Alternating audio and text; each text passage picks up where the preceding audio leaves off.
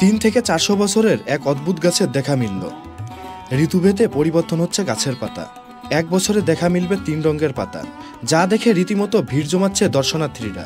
ফাল্গুন মাসের প্রথম দিকে গাছের পাতা লাল হতে শুরু করে, পরে ধীরে ধীরে সবুজ পাতায় রূপ নেয়। বছরের শেষের দিকে পাতার রং হলুদ হয়ে ঝরে পড়ে যায় গাছের সকল পাতা।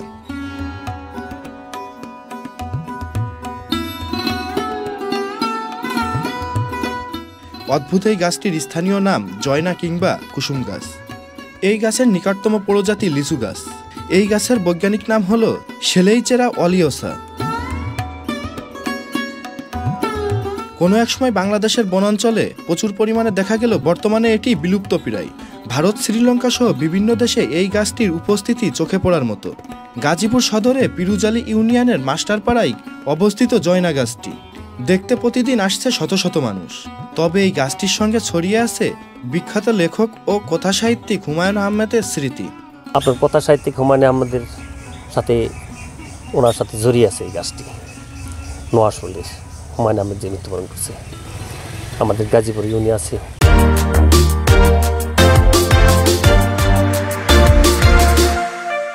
সাহিত্য আছেন ওনার বিভিন্ন নাটক, সিনেমাতে আপনার এই গাছটির একটি ঐতিহাসিক একটা রহস্য রয়ে গেছে।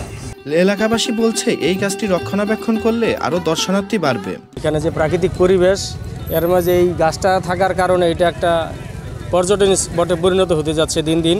খুব সুন্দর জায়গা, গাছটাও খুব সুন্দর। এটা যদি আমরা আশেপাশে আরও রোপণ করা যায়, আমার মনে হয় পরিবেশের জন্য এটা খুব ভালো হবে।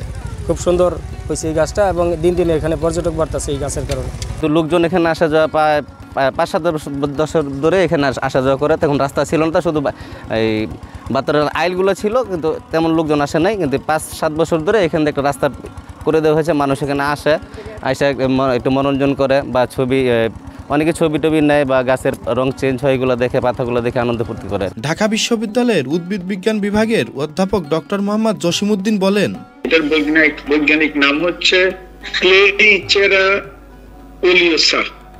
এটার পরিবার হচ্ছে সেপিন্ডে ফ্যামিলি, অর্থাৎ লিচুর family.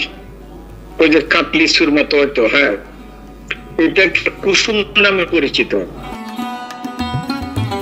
Ejaz Mahmud, channel I.